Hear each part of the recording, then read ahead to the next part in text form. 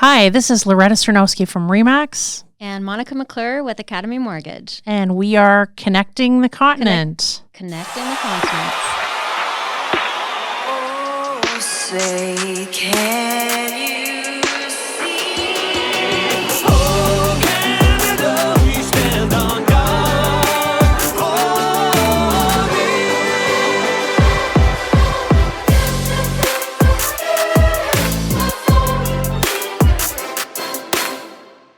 So this actual episode, we have one of the most influential, knowledgeable people I have ever met.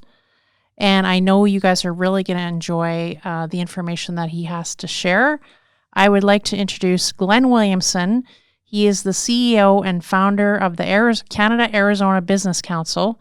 Welcome, Glenn. Well, thank you very much. And wonderful to be here. So can you give us a little bit of background on yourself for those of the people that don't know? Certainly. I'm in Arizona for about 35 years. I'm currently the chairman of a company called EPCOR. We're a fairly large water company in the valley. And I'm also the honorary consul for the government of Canada in the state of Arizona, as well as a few other companies. But the Canada-Arizona Business Council is my true love. So can you tell us exactly what the council does? Certainly. We coordinate between tourism, trade, and foreign direct investment about 500 Canadian companies that are operating here. Companies you would know like Brookfield, Colliers, Mattamy Homes in your business, as well as very large companies like EPCOR, Stantec, Saks, Neiman's. They're all a little bit of Canadian thrown in there for good. So just to dummy that down, so if I'm a Canadian company, and what would be the reason that I would be contacting you, the council? So those people, we have about 100 members. We hold it at that. We're strictly an influential group of people that try very, very hard to work on bilateral relationships at the CEO level between Canada and Arizona. And more recently, in the last 5 years, we've included Mexico into this equation because we see the amount of activity with Sonora is very, very important. So we act politically as a link. So we have Project North America, as we like to call it, where the three countries are trying to do it. We have found that between Canada, the state of Arizona, and Mexico, we do a much, much better job here. That must keep you busy. It does. So let's just jump right into it, because I know everyone is excited about the news, the borders opening November 8th, I believe it is. And I just wanted to ask you, Glenn, because I know you were up in Canada a couple weeks ago, and that was a big part of your meeting up there. Can you give us sort of the current status of the border opening? Certainly. I think that unfortunately pandemics create a certain amount of political pressure that governments have to close down their economies based around borders. That's a very, very painful thing to see. We in Arizona have had the ability to fly in and out of Canada, and Canadians have had the ability to fly in and out of Arizona the entire time. What has been closed is the borders for vehicles and people crossing. That is what's going to be reopening this November. What we are hopeful is that those Canadians are comfortable coming into Arizona or the U.S. will make those trips. Now, the good news is they've been pent up in apartments, condominiums, and houses for about 2 years. They've accrued a fair amount of wealth, and traveling is going to become something that will be very, very important to them. Okay. I know that you're very knowledgeable about the flight status with Air Canada, WestJet, all of those. So since the announcement of the border opening, have you seen that there's been a huge increase, or are people still reluctant? So we have, prior to the pandemic, we had approximately 214 nonstop direct flights between Canada and the state of Arizona a week. Right now, we are ramping up to be close to the same. The airlines are forecasting and hoping that the load factors will be what they are anticipating to occur. And the border is more of a technicality. The issues of crossing the border, testing at the border, these are technicalities. The really big question is whether or not people feel comfortable. That's the bottom line. If they're comfortable, they will travel. Sure. If they've been pent up too long, they'll feel comfortable. And so we're hoping that that becomes the real testing system for what we'll call snowbirds or There's also new terms for these people. We call them Zoom birds. We also call them Zoom-mads, as in nomads. So this is a whole new genre of snowbirds that are coming down here. And I know that you mentioned a little bit about that to me before. So what is the difference between the snowbirds and the Zoom birds? So just like we're doing right now, when your listeners are listening to us, we're sitting here. We happen to be in a studio doing it, but there are an awful lot of people that have been doing this by Zoom for a year and a half. Sure. So what we have found is companies have allowed people to, like PNC has allowed thousands of employees to stay at home. They don't have to come back into their offices. Well, if that's the reality, then wherever you have a laptop, a good internet connection, you also have the ability to do things. So we see a group of people that will become nomadic geography-wise and still get things accomplished that they need to get accomplished. So that is a whole new genre of travelers. And that is something that we see for the very first time, these new buzzwords coming out. And we think it's going to be a piece of the pandemic from a travel point of view that we did not foresee coming. Right. Well, I know as a realtor licensed in all 3 countries, I definitely have seen more people working remotely, like living and working in either country.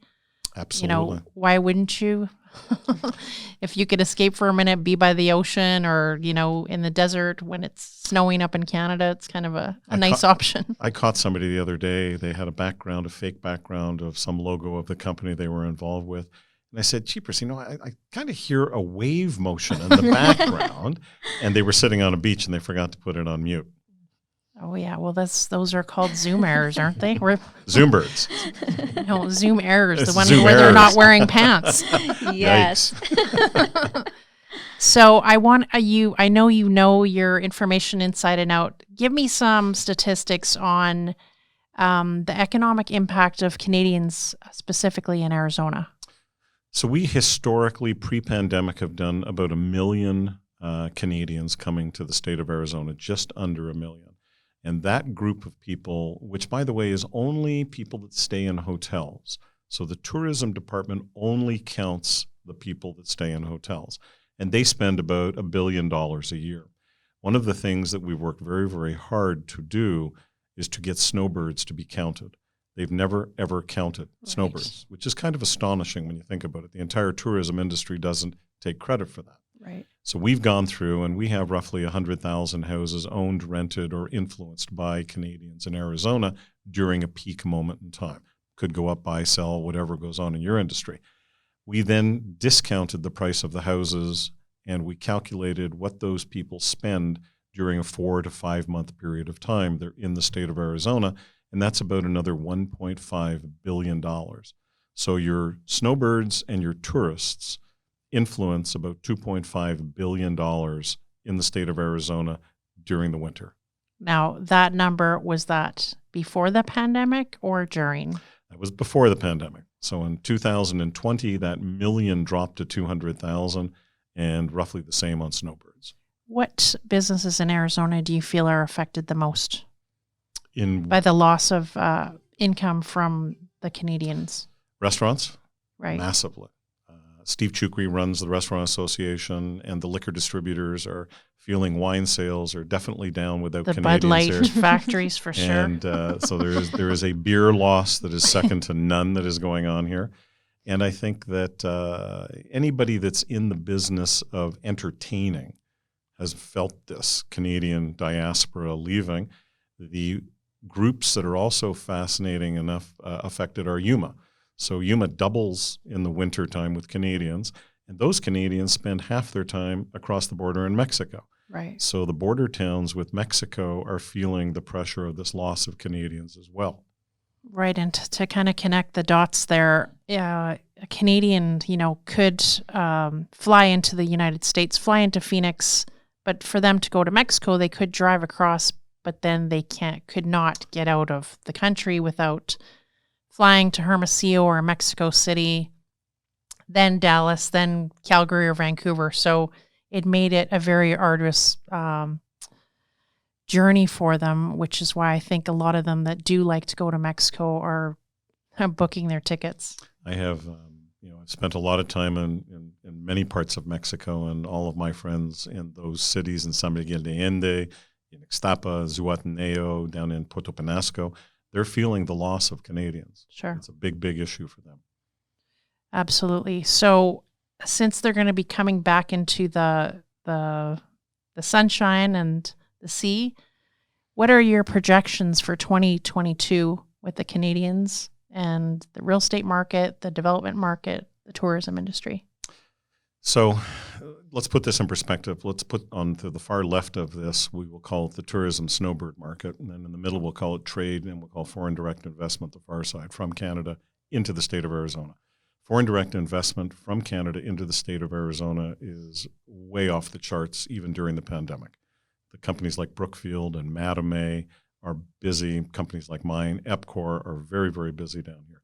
Trade has stayed about flat during the pandemic. Tourism, as I said, dropped from 1 million to 200,000. Snowbirds has dropped down. What we're fascinated with is that the airlines and the travel component of the business believes and shows us that the data points are pointing into the direction in advanced bookings that we will see a ramp up in the next 3-4 weeks of size and caliber. This is going to be the testing period right now, what we're going to watch happen in the next 3 or 4 weeks. So we're all paying very, very close attention to it. The airlines have been spectacular. They're booking flights, they're scheduling flights, they're putting aircrafts into position at Mesa Gateway Airport. They're doing Phoenix Sky Harbor. Scottsdale Airport, 87% of all international flights in and out of Scottsdale historically are Canadian. They are starting to ramp up again. We're starting to see private jets return. So we're starting to see the trends. We just don't know exactly when the date will start to be able to look at the numbers and see what's going on. Well, I know in Maricopa County, there is 22,782 Canadians that own property. You know, that number changes quite frequently over the last 6 months. But those homeowners, obviously now they can drive across. Do you think they're going to just fly and see, you know, what their level of safety feels like? Or do you think they'll drive and get back into their own houses here? Before I came here, I stopped off for a cup of coffee at a little place up in Scottsdale just to go see somebody I had to see. 2 cars from Ontario, 2 brand new, big, beautiful Ford trucks. And I stopped and talked to these people. And they said, you know, the drive is therapeutic. Right. And that is Well, something I never thought about, right? The drive is there. Who would have thought that that drive would be a therapeutic component? But again, if you've been locked up for so long, to be able to get out and drive across America is something of importance. Well, and I think what most people don't realize in Arizona of the rural differences during COVID, the rural difference between Canadians and what Americans had to do. Canadians are a rule-following society. They do Yes, what they're told. when we are at a riot or something, we just put up a sign saying, "Sorry, I'm upset." That's Not the case That's- here. That's pretty much it. So this is that component that we spoke about. What will be the tipping point? Will it be the mechanics of the border? Will it be the availability of the transportation mode? Or will it be the personal psyche and their ability to get over the fact that, oh my goodness, I can do something I was told not to do for 2 years or a year and a half, and now step out and go.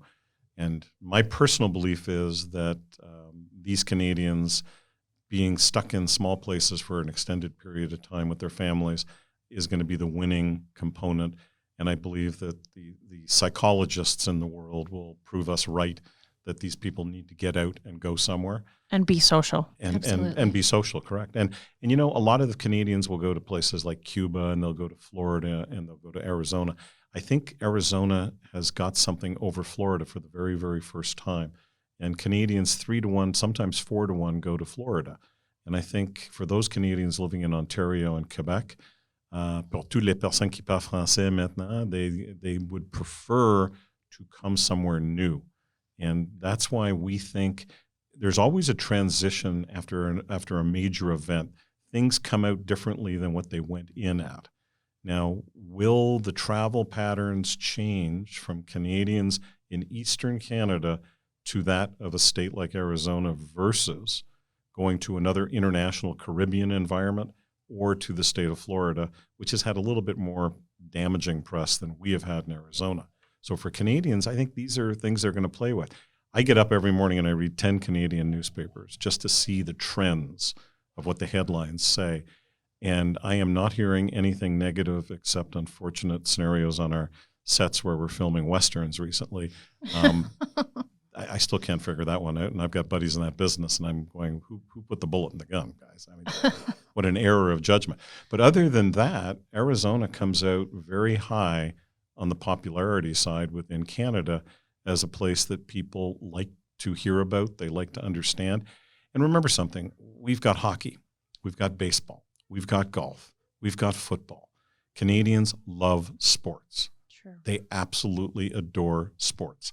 And I think I was doing an interview this morning with Associated Press on the Biltmore Golf Course where I mentioned a hot air balloon crash landed while we were filming it.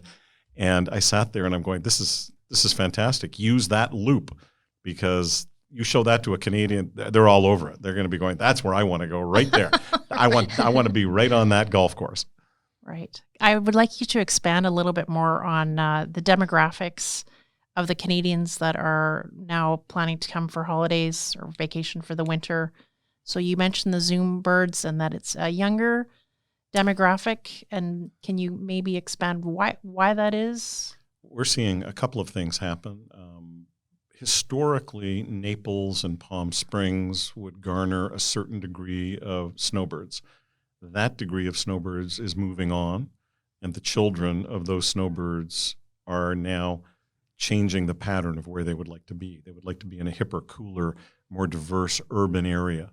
And the greater Phoenix metropolitan area covers all the boxes. They check every one of them. Right. The bars are great. The parties are fun. The evenings are great. So we're seeing a younger generation saying, you know what, I kind of liked where my parents went before, but now I want to come down here. We're starting to see what used to be mobile home and RV parks upgrade to small single-family dwellings. Mm-hmm. And as that family goes, my grandfather had a mobile park down in Casa Grande, and he used to have a place there. Well, we sold that, and now we're buying a single-family dwelling down there versus. Right. So we're seeing this adjustment of people. We're seeing a much younger generation of Canadians traveling. Remember, the Canadians travel more, extensively more than Americans do. They really do. And Canadians are less inclined in going to Europe right now, first out of the chute. Sure. They are less inclined to going to Asia out of the chute. I'm flying to Spain in a couple of weeks, and I've never been bounced around so many times on different airlines because they're reallocating the airlines because they don't know which one's which. Wow. We're seeing stability in North America. So as we talked about before, one of the great strengths that we have in Arizona is our relationship with Mexico. It is absolutely one of the best state-to-state Sonora-Arizona relationships, period. And that is really beneficial. And Canadians, multilingual Canadians, are used to linguistics and languages. So they love the Hispanic food. They love the entire Latino flair. Dias de Muertos, we just did this in Mesa, this huge, beautiful event with Mayor Giles, and it was wonderful. And I sit there and I go, this is what Canadians love. And you don't get that in other parts of the States. So we're our first ones out. We're doing these before other states are doing them. Our rules on COVID are different than other states, and it's worked very well. And we've allowed people to gather and get out and do stuff. And there is a great deal of interest in that with a younger generation in Canada wanting to come down and be able to do that. Yeah, I can totally see that. So one of the markets or the communities that I keep a close eye on is in Mesa, and it's a seniors community, 55 plus. And I decided to start marketing to there because last year there was 270 sales in 1 year in a 3,500 unit community. So, of course, we can't keep track of the numbers of which ones are, or how many were Canadians, but we know the younger demographic is coming. What's happening to that 55, 65 plus group of seniors from Canada? Are they continuing, or are they choosing not to come? No, they're still coming. And so flying up and down from Canada, I found it fascinating as I check in using my mobile phone, as I go through Clear, checking through with my mobile phone, as I'm doing a Zoom call interview with Fox News on my mobile phone, I'm looking around the area around the gate, and I see a bunch of people older all with their phones. So the older generation, the biggest thing that I thought was going to be nixing it was their ability to use technology to be able to travel. Well, lo and behold, these people have figured out through their kids, their grandkids, their best friends, whatever, technologically, they are proving to be very adept at now being able to travel. I thought for sure that was going to be the biggest problem, and it's proving it's not. So I think the 55-year-old and up stereotype, it's no longer 55. It's now maybe 75. Remember, 55 is not what it used to be. Now it is, I have a ton of friends of mine that are in their 70s and 80s that are working harder than some 40-year-olds, and they're still running businesses. Sure. And these people are hanging on longer, and they're doing things, or their government subsidies are paying them to do more, and they still want to do other things. And I think you also can never underestimate a minus 30-degree day in Canada. With wind chill. I can't even imagine. Right? With wind chill, right? Think about corner of Portage in Maine, in Winnipeg. I mean, good Lord. I mean, that is chilly. Or, go to any other part of northern Quebec where you sit there, and I don't care what problem you think you might have crossing the border, whether it's COVID or where you're going to go or what you're going to do, somewhere after you've walked inside and you've taken all the snow off and everything is now wet and you're damp and everything is yucky and you're going, and then the kids come in right behind you and they're running around all over the place and everything's wet and yucky. You're going, the desert would be kind of fun. Right. Let me see, sun. I climb the mountains every morning, and I was up on the top of the mountain at the top of 32nd, and I took a picture of the sunrise. And I sat there and I went, I'm in shorts and a T-shirt at 6:15, 7 o'clock time frame. And I'm going, wow, friends of mine are, in minus 10 right now in certain parts of Canada. And it's only going to get worse for the next little period of time. I was talking to my client from Nebraska today, and we were just chuckling about the winter and how people in California, they understand about snow, but they don't understand about wind chill. That's right. So here, Loretta, here's another interesting thing that brings the younger generation. When you look at Arizona, and I've lived here 35 years. 35 years ago, we didn't have the technology companies that we have here now. So with the Lucids, with the Nikolas, with all of the tech going on here, we are now getting a technological group. There is a whole group of people in New York, San Francisco, LA, Chicago that really want to go somewhere where it's nice and be in technology. That's why we're watching Google come over here. We're watching all these people come in there. So Canadians are very technologically savvy. The younger generation, Canada has a huge tech industry. Those people recognize that this is rapidly becoming a technology hub. Within this, all four corners, no pun intended, for Arizona, we are rapidly becoming a San Jose light. And people would never, ever think of that. And it's going to take a while for that mantra to shift through. And that is something that is bringing this younger Zoombird generation in.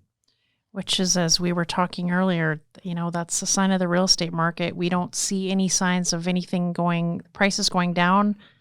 We may have a little bit more inventory now. Prices may have stabilized, but it's still very strong, and I'm sure it's going to stay that way for a long time. So I can tell you, Canadian companies like Omer's, Teachers, Brookfield are buying up as much land as they can. Canadian companies like Mattamy, other companies like Pulte are building. My company, Epcor, we have never built this much infrastructure, and that infrastructure is being built on us knowing what is coming. This is not going to slow down. It is only going to increase. The pandemic absolutely put a spotlight on a place like Arizona because it's the uber cool place to be in the middle of a pandemic. You get to walk outside your house.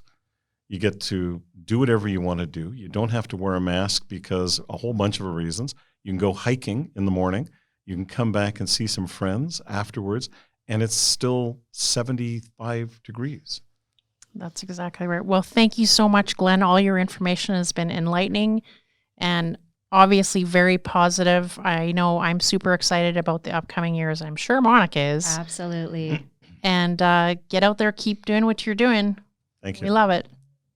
Okay, now we're going to move on to our featured listing. And actually, this one today is in Mexico. And it's a 2-year-old build in Choya Bay, which is one of my favorite places in Puerto Penasco. It's got a real European vibe to it. When you're standing at the top of this rooftop deck and look over the coastline, you really feel like you're in Italy. So this place is just under 4,000 square feet, architecturally designed, ultra modern, very ultra modern. All the furniture is included.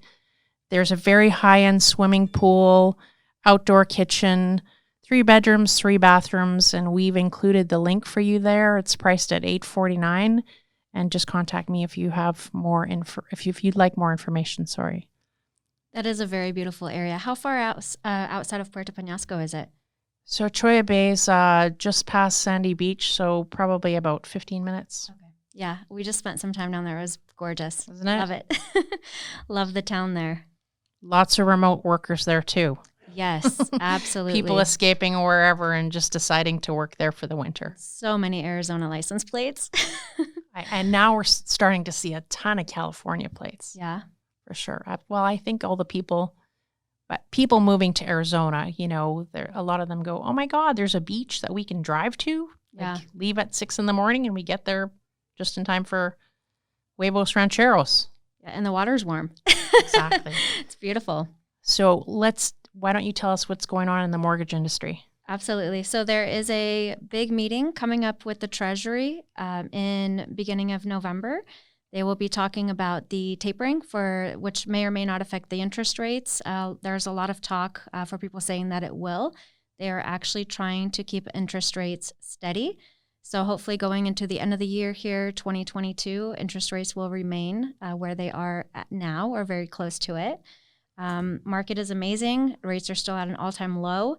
Thank you so much, Glenn, for painting a great picture of Arizona. We definitely welcome all the foreign nationals. We have some great programs, passport programs and ITIN. So we would love to have you guys come down. We welcome anybody from Mexico, Canada, and anywhere else in the States.